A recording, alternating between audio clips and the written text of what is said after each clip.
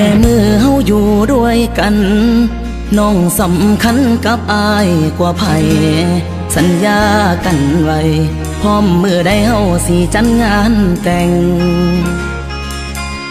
อายฮักเจ้าฮักแห้งแพงหลายอายยอมตายแทนได้เดล่ะ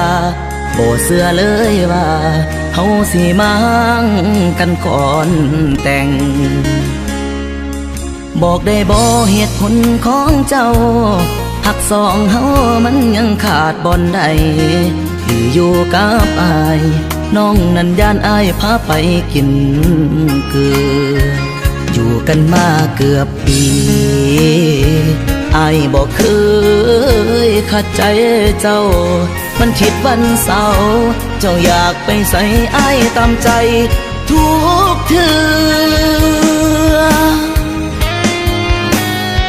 อายบ่ดีบ่อนใดคือจังทำให้กันคักแท้โนหรือเจ้าเลี้ยงบ่พอยังอยากเป็นโสดบ่พร้อมมีคู่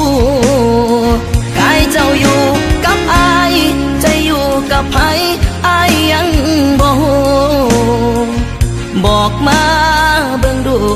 สิสานต่อหรือว่าพอสำนี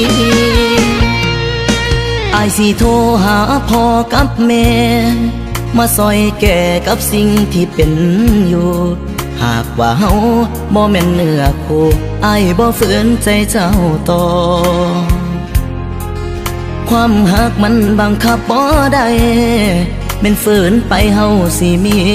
สุขบ่หากว่าเจ้ายังลิ้นบ่พอก็เสิร์นลิ้นต่อศาลา